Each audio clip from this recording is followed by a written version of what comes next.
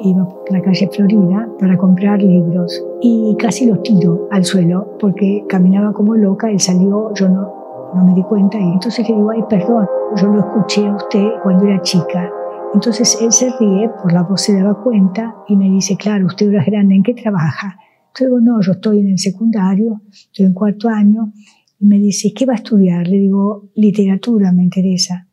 Ah, dice, dígame, ¿usted no tendría, le gustan los idiomas? Le digo, sí. Entonces me dice, ¿no tendría interés de estudiar inglés antiguo? Entonces yo, para hacerme la sabia, le digo, Shakespeare. No, mucho más antiguo, siglo VIII, IX. Ah, no, le digo, eso va a ser imposible. Le propongo, si no quiere, que lo estudiemos juntos, porque yo tampoco lo sé. Yo dije, este señor está tan loco como yo, genial. Él era muy tímido, no decía las cosas 2 veces, pero cuando empezaba a dirigir lo que quería decir, no terminaba jamás. Una persona hablando acerca de nada y acerca de todo a la vez. Y eso era algo extraordinario, era de repente una manera de llegar al corazón del mundo y asustaba a cuánto podía llegar.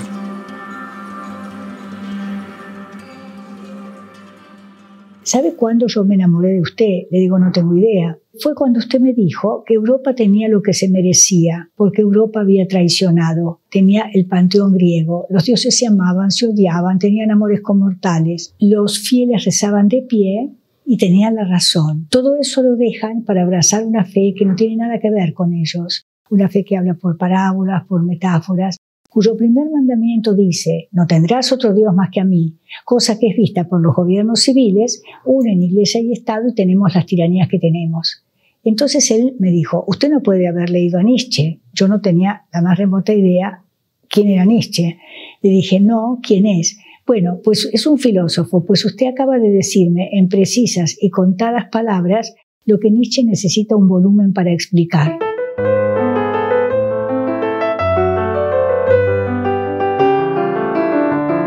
Una libertad para convertir en literatura temas que es difícil notar que son literarios, ¿no? Borges convirtió el comentario de la literatura y la traducción de la literatura en literatura. Eso fue muy moderno, quizá, ¿no? Borges me pareció muy elegante, vestido con una especie de gabardina marrón, macanuda, ¿no? Gran corbata y qué sé yo. Éramos muy borgianos y admirábamos mucho a Borges, los jóvenes de ese tiempo, y Vargas Llosa, por ejemplo, se sabía de memoria algunas frases largas de Borges, qué sé yo. Entonces, hablábamos de Borges mucho. Y Borges pasó por París y dio una conferencia en un centro de estudios latinoamericanos que había por ahí, en una sala en la que la gente estaba sentada en el suelo.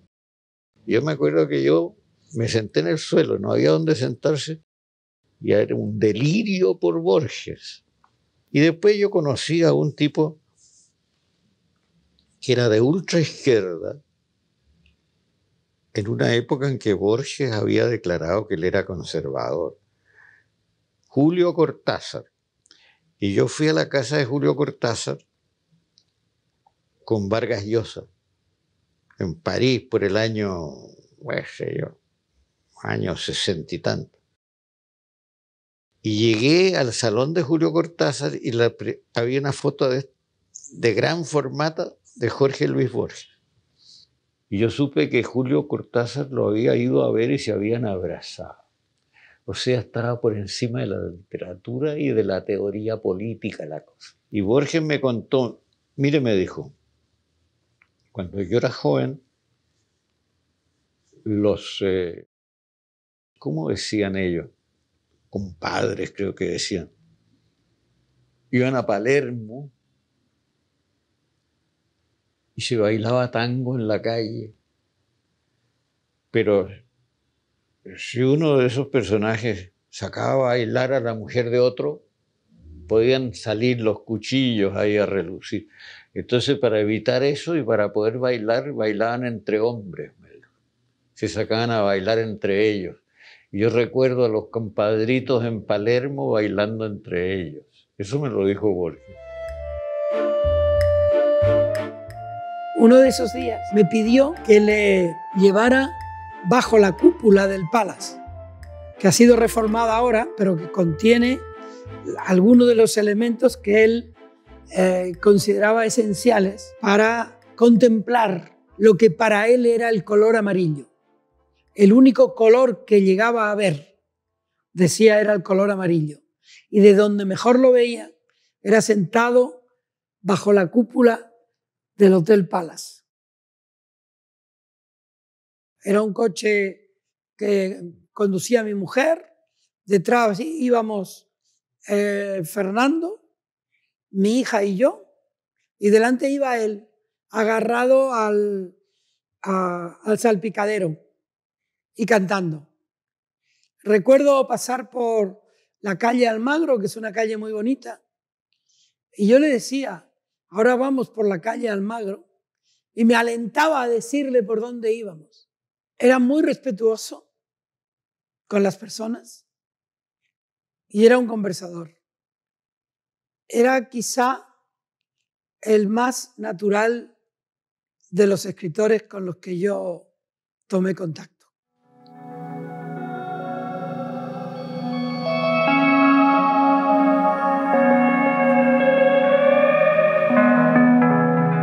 La BBC de Londres viene a Montevideo a hacer un documental sobre Borges y complementarlo con teatralizaciones filmadas de varios cuentos de Borges. Pero también me eligieron a mí para hacer de Borges joven. Entonces yo estuve durante toda la filmación, que duró un mes, conversando con Borges permanentemente, trabajando con él, a un genio universal, pero viéndolo comer juntos, invitándolo a tomar el té, con María Kodama, con mi esposa. Teníamos una relación humana. Entonces yo descubrí, aparte de aquel genio que es Borges, que era y que es y que seguirá siendo, un genio universal, con el cual yo sentí una admiración profunda, encontré a un ser humano maravilloso, irónico, pacífico, amable, lleno de amor por la humanidad. Y Borges me cambió. Ha sido un privilegio para mí haber retratado a Borges y creo que fue muy importante su primera visita a México. Yo me limité a oírlo, pero sí le planteé algunas preguntas y platicamos. Hasta que me preguntó quién era yo. Eso ya me pareció extraordinario. No recuerdo más porque pues mi timidez, mi lugar de fotógrafa, pues era estar atrás y calladita y poder oír algo de lo que entre ellos hablaban. Esa simpatía del chiste literario, de la frase oportuna, ¿no? Pues sí, un privilegio.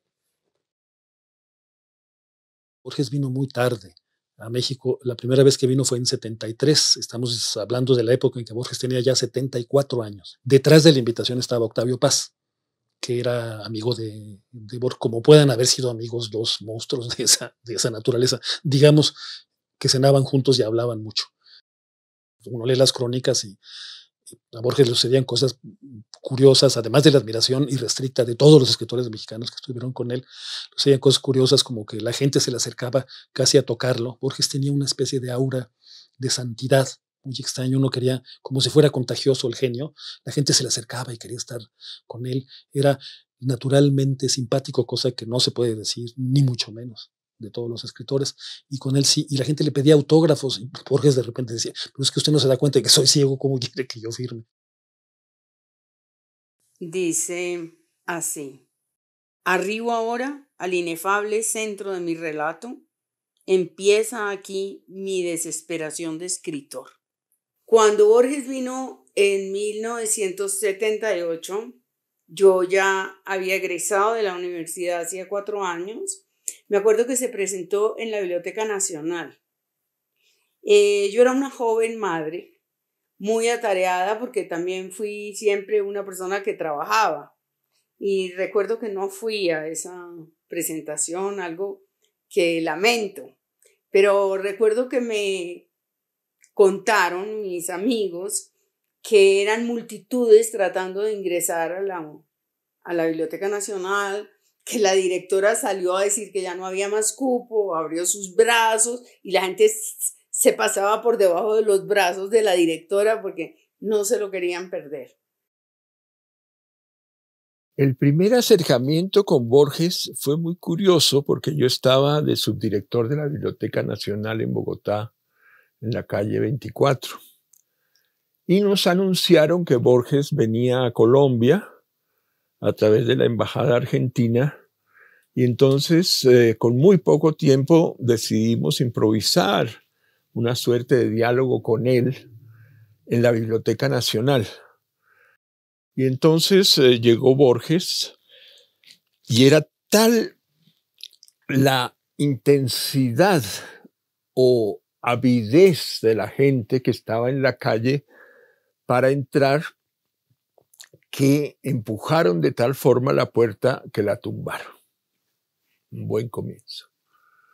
Luego entró Borges y se sentó allá y como siempre era un caballero argentino muy gentil. Acogió todas las preguntas y en un momento dado yo recordé que había un poeta que se llamaba Enrique Banch, un poeta argentino, que había escrito unos sonetos muy bellos y que Borges siempre los conservaba en la memoria. Y entonces yo le hice la pregunta sobre Enrique Banch, que cómo era él, una cosa así. Dijo, a Enrique Banch le pasó lo mejor que le puede pasar a un poeta. Lo dejó una mujer. Ay, pero se me caiga todo Borges en la cabeza. El diámetro de la LEF sería de 2 o 3 centímetros, pero el espacio cósmico estaba allí sin disminución de tamaño. Cada cosa, la luna del espejo, digamos, era infinitas cosas, porque yo claramente la veía desde todos los puntos del universo. Borges es tan importante a la lengua española como Cervantes o Quevedo. Es uno de los clásicos de toda la historia de la lengua española, de los que se dan no cada 30 años, sino como cada 3 siglos, más o menos. Borges tiene un gran mérito, y es que él siempre se sintió un escritor universal, más allá de latinoamericano, y nos hizo comprender, y él lo dice, parafraseo sus palabras, que ser latinoamericano no implica estar obligado a hablar de pampas, sí, o de selvas, sino del universo que a todos nos pertenece. Es las paradojas que a mí me encantan de Borges, porque la gente cree que Borges es uno y siempre son varios. Un día uno llegó y le mostró como un diccionario, una especie de enciclopedia argentina donde aparecía un Jorge Luis Borges. Y entonces le dijo, mire qué curioso, Borges, hay uno que tiene su mismo nombre y que escribe. Dijo, sí, qué curioso. Había una anécdota que venía Borges cruzando Nueva York. En Nueva York, una calle, tal vez ya ayudado por alguien, se acercó, señor, ¿es usted Borges?, le dijo alguien. Dijo, bueno, a veces. Un rasgo que la gente quizá no conoce. A él le gustaba mucho cantar. Y cantaba todo el rato. Canturreaba. No, pero sé que cantaba en islandés. Y cuando terminamos de filmar, me acuerdo que nos abrazamos y él me dijo, muchísimas gracias, y lo quiero mucho. Y yo, imagínate, él no me vio, me puse a llorar, ¿no? Y no lo vi nunca más. Y entonces él me decía que nos prometiéramos, si realmente existía la reencarnación, que nos íbamos a reencontrar en la próxima. Yo le decía, Borges, le prometo, pero usted sabe que yo soy salvajemente sincera. En la próxima yo, científica o astróloga. Y él cerraba los ojos y me decía, no me diga eso, porque él quería volver a ser escritor.